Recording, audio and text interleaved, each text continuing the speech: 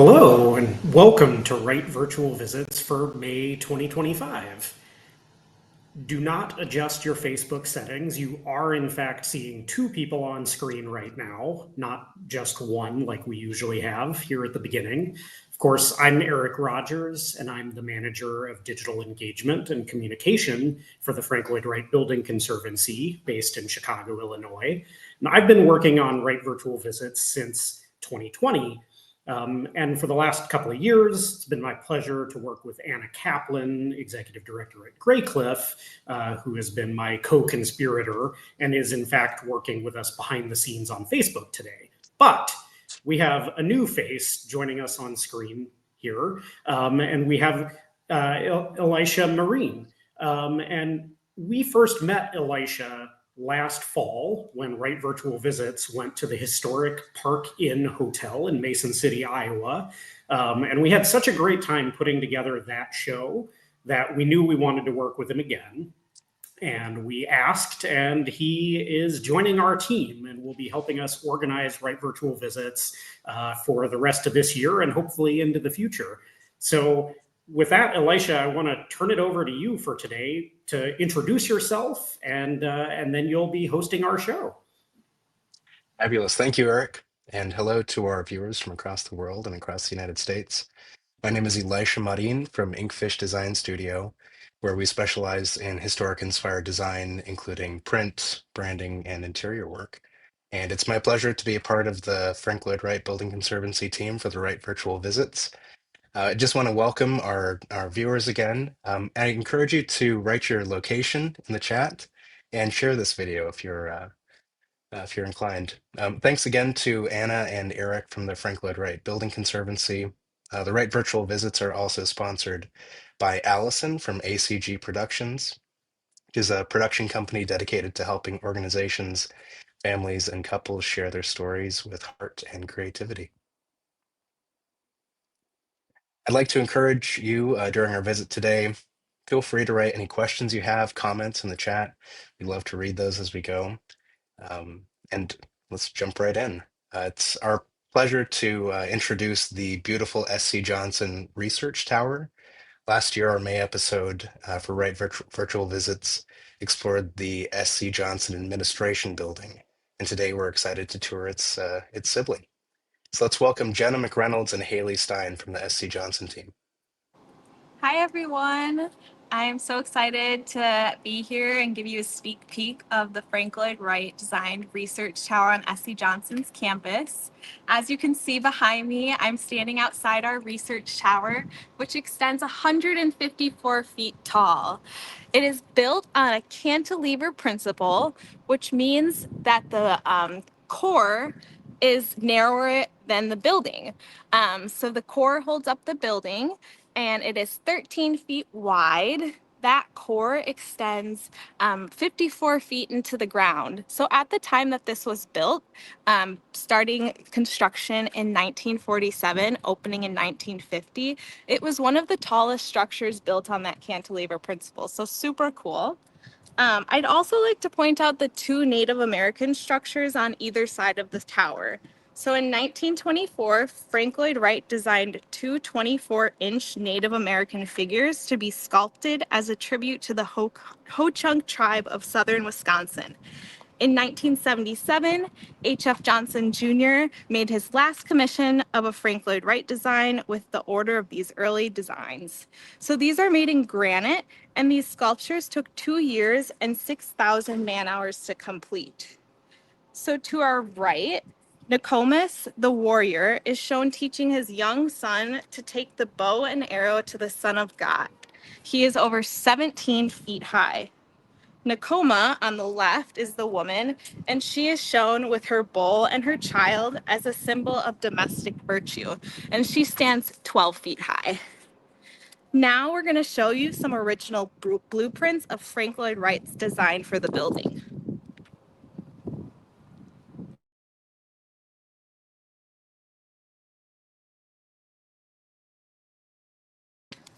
Each section of the building has a main level, which we'll see today, and a mezzanine level shown in this video.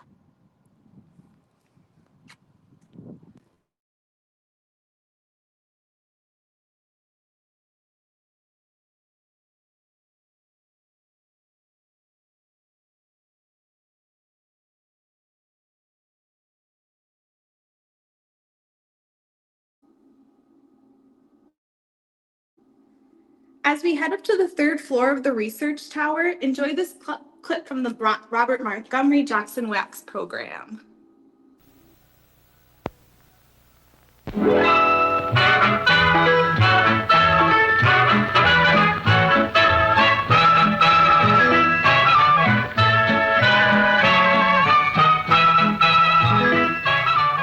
It's very likely that we've met before on television. Every week I present a play over television that is watched by about 6 million families. And in between the acts of our play, we show these families what Johnson's Wax Polishes will do for them in their homes. A few months ago, when the Johnson's Wax people first became a co-sponsor of my program, we thought it'd be a good idea to show people one of the reasons why Johnson's Wax Polishes are so good. This is the way we did it. This unique tower of glass rising over Racine, Wisconsin, is the research center for Johnson's Wax, where science and industry work together to make housekeeping easier for 42 million American homemakers. Here, the wax preferred by generations of housewives is developed into efficient products for hundreds of uses in our modern way of life. In this tower is the Johnson Laboratory, where scientists test and blend many kinds of wax. This continuous research ensures not only improvement in Johnson's household waxes, but further development of wax for commercial, automotive, industrial, and agricultural use. Backed by the distinguished Johnson reputation, these products are available throughout the world. For cleanliness, beauty, and protection, the name to remember is Johnson's Wax. I'm sure that you can understand that it gives me a great deal of pleasure to be associated with a company like Johnson's Wax, whose products are known and used throughout the world. And today I have some very special news for you who sell Johnson's Glow Coat in your stores. It's a preview of a bargain that we're going to be telling your customers about over our show a few weeks from now. Spring cleaning time is just around the corner, and Johnson's offering a special promotion on Glow Coat. But I think the best way to tell you about all this is to let you watch one of the commercials that your customers will be seeing over my television show. This is it. Friends, you're watching Margaret Scott of Johnson's Consumer Service. She's waxing a kitchen floor the 6-minute way that will keep the floor cleaner and brighter for weeks. She's using Glow Coat, made by the makers of Johnson's Wax. Glow Coat is the self-polishing, water-repellent wax that can be damp mopped again and again without losing its shine. It looks easy, doesn't it? Well, it is, because our long-handled applier we call the Glow Coater takes all the work out of polishing floors. Your floor will look beautiful, too, without any rubbing, because Johnson's Glow Coat polishes itself as it dries. And that mellow wax shine is a protective shine. It keeps dirt from grinding in, keeps spilled things from soaking in, and cleaning is so much simpler. Now, just listen to this. Here's news, a special cleaning time sale that saves you 1/3 on the combination offer of Johnson's Glow Coat and the Johnson applier called the Glow Coater. Here's the regular size can. Let's compare it with the extra large sale size.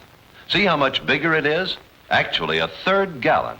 You get enough Glow Coat to give all the floors in your home a lustrous wax polish. And together with this extra large can, you get the long-handled Glow Coater that lets you spread on Glow Coat the easy way, standing up. This $2.65 value costs you only $1.77, saves you 88 cents. Many stores now have this display to remind you of Johnson's great cleaning time sale. Here's your jumbo can of Glow Coat, and there's your Glow Coater. You save 1/3 on the regular price if you take advantage of this combination sale and give all your floors a beautiful wax shine the Glow Coat 6-minute way. That'll keep them cleaner and brighter for weeks. But hurry, your dealer's supply is limited.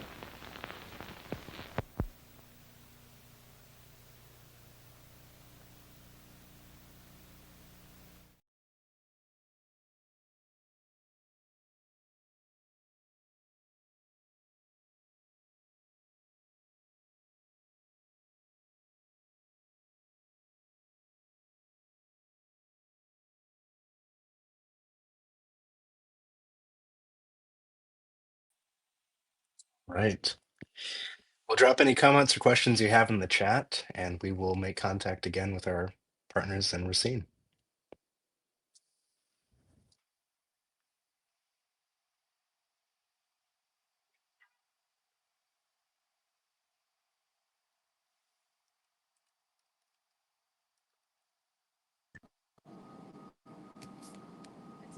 Right, hello. All right, can you see us okay? Yeah, we can. Welcome back. Awesome. All right, sorry about that, folks. So as I mentioned, we are on the third floor of the building of the research tower. And as I mentioned earlier, this building began construction in 1947 and opened in 1950. So when Frank Lloyd Wright wanted to design this building, he proposed a tower for two interesting reasons. He said, one, a tower and all labs need four things. They need air, they need water, they need oxygen, and they need venting. So his idea was that all four of those things would come up through the core and extend onto each floor and lab that were needed. The other reason is he had this grand idea that all ideas start at the top, and as they get filtered and refined and go through the process of being designed, they would go down the tower until they're out the door into production. So super interesting. Now we're going to show you a video of the staircase going up into the tower, and you'll see some interesting things about the staircase. So check it out.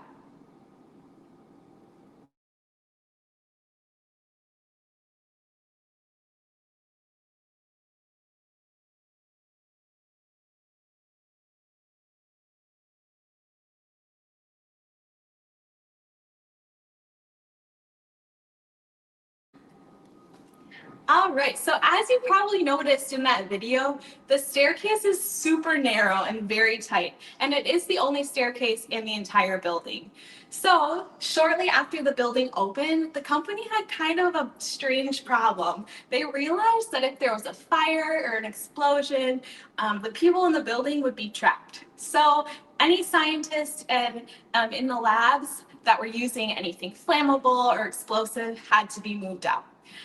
Kind of a disaster when you think about it, but in the first 10 years of this building being open, we invented four of our great products, which are Plaid, Pledge, Raid, Off, and Glade. So super successful, and yeah, it was great. In 1982, the fire marshals came in and told us that the fire or the building was no longer up to standards. So we had two options. We could either close the building or we could add a second staircase. So Sam Johnson, our fourth generation leader at the time, he decided to go against adding another stairwell because he thought it would be kind of a disgrace to Frank Lloyd Wright and his original design. So we shut the building down in 1982. Come back to 2013, we opened the building again for public tours. So now we're going to walk around the third floor and show you kind of what the lab looks like.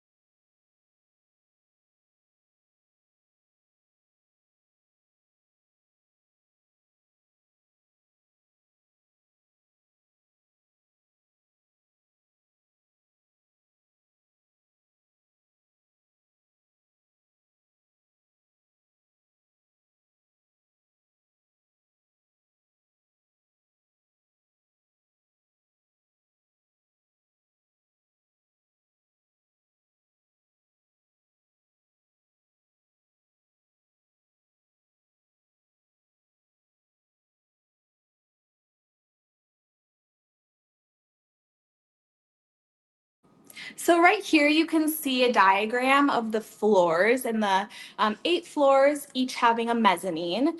So super cool diagram. It shows what each floor was used for at the time it was open. And again, this floor 3, is modeled to look like a lab at the time that it was open.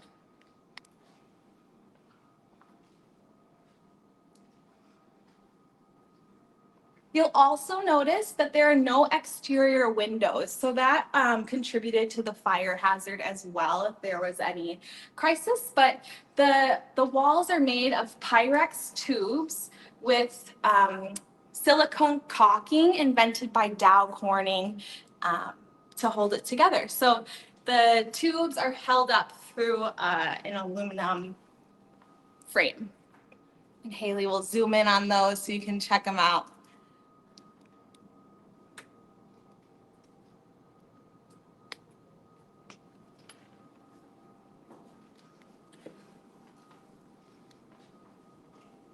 All right.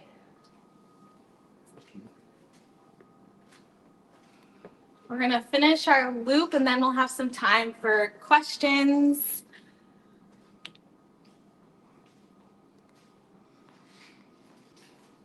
Perfect. All right. Any questions, Elisha?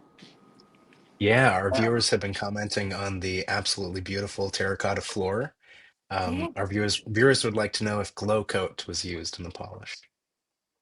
So while Glow Coat was one of our original floor polishing products, we no longer use that to clean the floors. However, we do use our SC Johnson Professional line. So not using the Glow Coat anymore, but it was one of our products originally. Very cool. And you mentioned some other household products that were developed in the tower. Pledge, Raid, Off, Glade. What else was developed?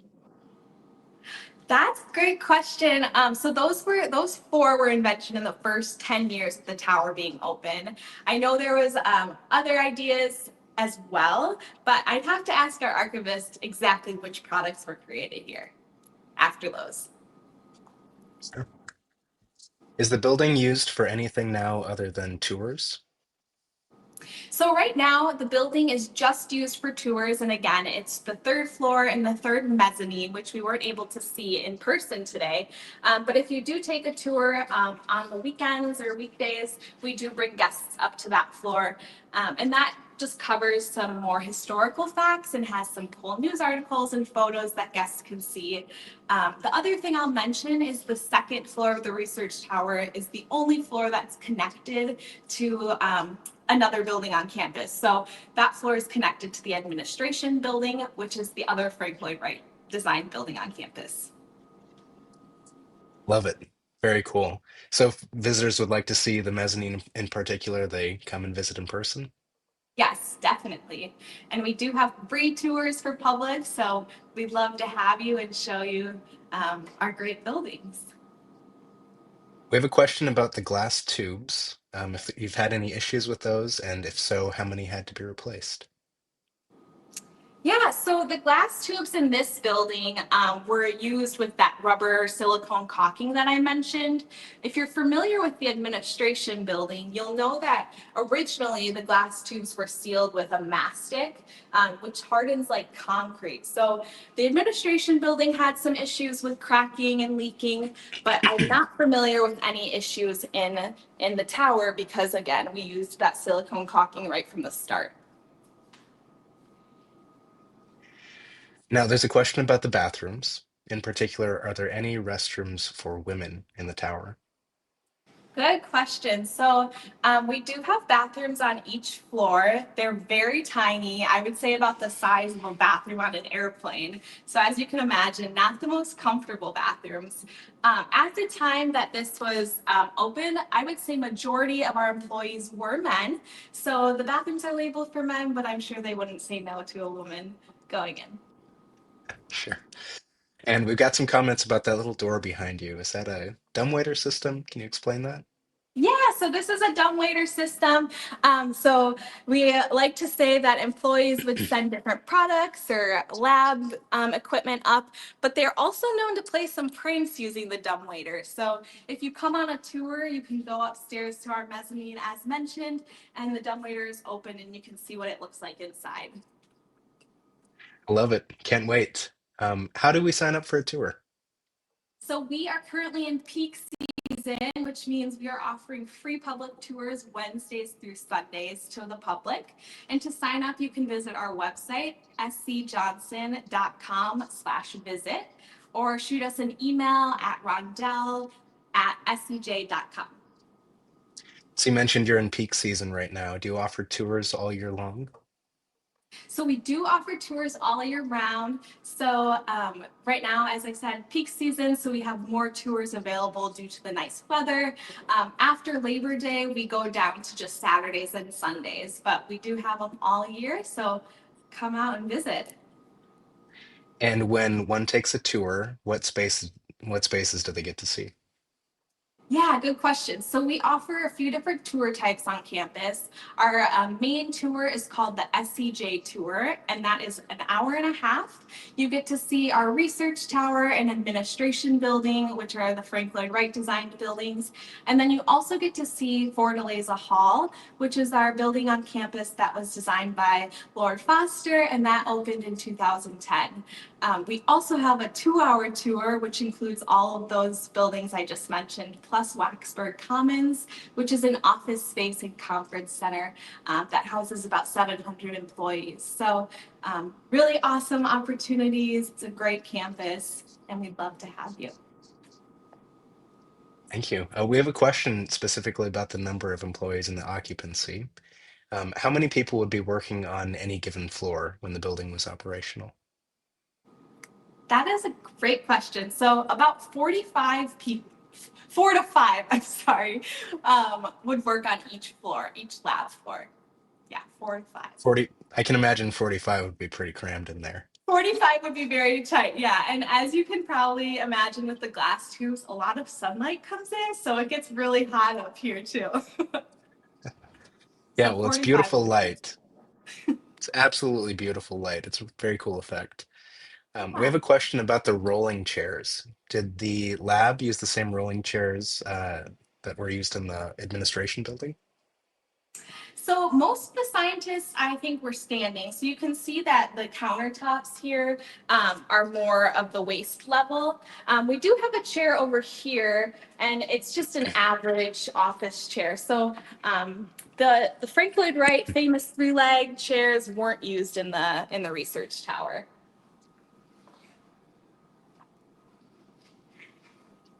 Excellent. Any other questions in our chat section? The one fun fact I'll leave you with is when this building was first being proposed to H.F. Johnson Jr., Frank Lloyd Wright said he could build it for $900,000. Well, $4.5 million later, we had a tower, and that's about $60 million today. So you can imagine that was quite the surprise when it came out to be 4.5 million. Oh, I can imagine. Incredible investment, though. Amazing place. And we encourage our viewers to see it in person. Yeah, great. What is your favorite part of the facility? The research tower, or like all of SC Johnson? Your choice. I would have to say the administration building, just because it's so beautiful when you walk in. It's really that wow factor. But I love how different both the Frank Lloyd Wright buildings are on campus. We're really lucky to get to work here. And as I mentioned before, the Wright Virtual Visits stopped by Racine in May of last year. And if you would like to see that archived episode or any other visit that we've done, as well as upcoming events, you can visit that on the Conservancy website. That is www.savewright.org/WVV. And again, Great. how do we book tours and visit your facility? So booking tours, you can visit our website, scjohnson.com/visit. And again, we offer tours Wednesdays through Sundays until Labor Day, and then Saturdays and Sundays after that. Wonderful. Book a tour, visit the Racine facility in person.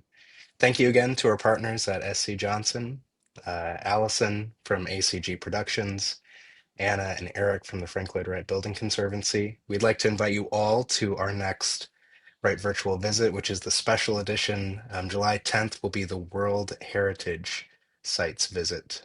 Again, you can see that at savewright.org/WVV. Thank you again. Thank you.